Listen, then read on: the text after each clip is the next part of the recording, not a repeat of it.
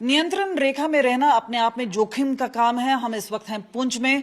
यहाँ पे सबसे ज्यादा कैजुअलिटी हुई है, 10 लोग मारे गए हैं, 33 से ज्यादा लोग घायल हैं इस वक्त, और हम इस वक्त हैं अस्पताल में, उस समय जहां पे कभी भी शेलिंग हो सकती है।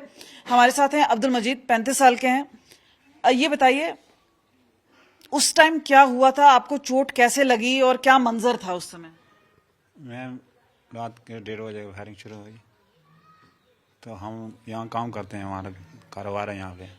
हम घर जा रहे थे सुबह 7 बजे। जब हम घर पहुँचे, नीचे चौक में पहुँचे, तो वहाँ शेलिंग हुई हमारे ऊपर। आपको अचानक से घबराहट हुई? आप लोग को उम्मीद करे या अचानक से ही फायर खुल गया? क्योंकि ऐसा बोला जाता है कि स्मॉल फायर आर्म के अलावा शेलिंग भी ठीक ठाक हुई। ये अचानक हुआ, सब कुछ अचानक हुआ। ये अचानक, कोई पता नहीं चला, अचानक फायर शुरू हो गया। रात को सोए हुए थे, सुबह को रात को 1:30 बजे फिर शुरू हो गया। कुछ समझ नहीं आया क्या हुआ क्या नहीं। हम घर जा रहे थे, रास्ते में कभी ऐसा लगा, कुछ मन में आया कि बचे नहीं बचेंगे? क्योंकि कहते हैं 100 से ज्यादा गोले गिरे हैं। कोई उम्मीद नहीं थी हमें। ये जब हम गिरे नीचे, हमें कोई उम्मीद नहीं थी हम बचेंगे। जब थिएटर में आया, डॉक्टरों का शुक्रिया, उन्हें 1.5 मिनट की तो बचाव हो गया। पर अब जबकि आप अस्पताल में हैं, तो आपको नहीं लगता कि यहाँ पे भी कभी भी शेलिंग हो सकती है? हो सकती है, इसमें कोई शक नहीं, हो सकती है। जान पे जोखिम करके। और आपको बता दें, यहाँ पे जितने चाहे वार्ड में काम करने वाले हों, चाहे डॉक्टर्स हों, आप देख सकते हैं कि कितने सारे पेशेंट हैं, मरीज हैं ये। और आपको बता दें, जो कैजुअलिटी होता है इस तरह से, और जो बच्चे होते हैं, आप देखिए रुखसाना है, 12 साल की हैं, शायद उन्हें पता भी नहीं कि ये भारत पाकिस्तान के बीच में जिस तरह से चल रहा है, टेंशन क्या है, लेकिन उसका खामियाजा बच्चों को भी भुगतना पड़ रहा है। उनके बड़े भाई हैं, लियाकत हमारे साथ हैं। लियाकत जी, क्या हुआ था, कैसे चोट लगी आपकी बहन को? सर आपका शुक्रिया, आप इधर आए। चोट 1:30 बजे रात से लेके सुबह 11-12 बजे तक फायरिंग चली। सुबह 8 बजे हम घर में थे, पूरा परिवार अंदर था। मकान के छत के ऊपर गोला गिरा, छत के ऊपर नीचे थे ये, नीचे आ गए बच्चे। दूसरों को भी चोट लगी, लेकिन वो बच के, इसके ज्यादा चोट आ गई। सर में भी आई है, इसके बाजू में भी आई है, और बहुत मुश्किल का सामना करना पड़ रहा है। हमारे 56 लोगों को ज्यादा नुकसान हो रहा है। हमारे घरों में बहुत घोड़े गिरे, बहुत मुश्किल में अभी दिन को भी चल रहे थे, अभी क्या पता अभी फिर चलेंगे। बहुत मुश्किल का सामना कर पड़ रहा है हमारे को, कि पूछो मत। कौन सी क्लास में पढ़ती हैं? 6वीं क्लास में। 6वीं क्लास में जी पढ़ती हैं।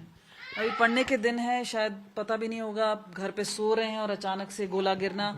और अब आप क्या सोचते हैं, आप लोग घर पे रहेंगे, बाहर जाएंगे? क्योंकि फिर भी गोलीबारी तो हो सकती है। घर में कैसे रहेंगे? ये गोलीबारी शुरू हुई, बच्चे सब मार जाएंगे, घर में कैसे रहेंगे हम?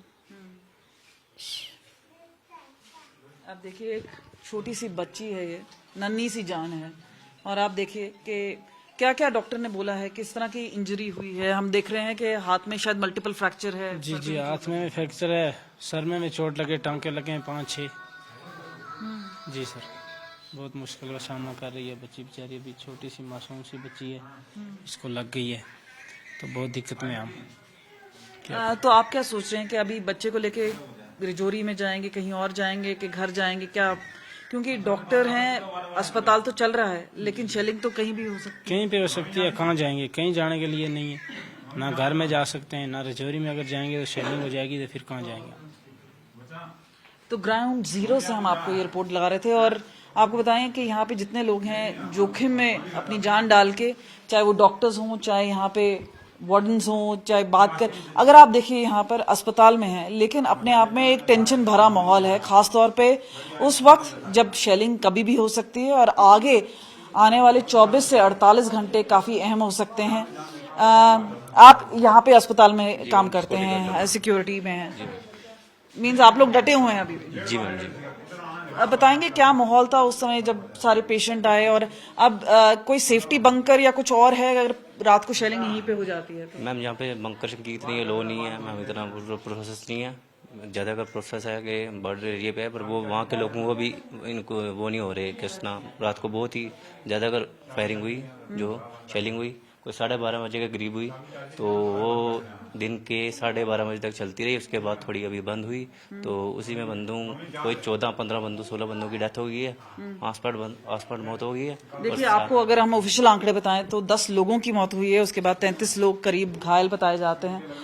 और एक मंजर है यहाँ पे अस्पताल में, क्योंकि यहाँ पे जीवन और मौत के बीच में जूझने वाली बात है, लेकिन उस बीच में पाकिस्तान से आई शेलिंग, सिविलियन एरिया को टारगेट करना अपने आप में, और इस बीच में यहाँ पे जितने लोग हैं वो यहाँ पर अपनी ट्रीटमेंट भी करा रहे हैं उस वक्त जब शेलिंग कभी भी हो सकती है।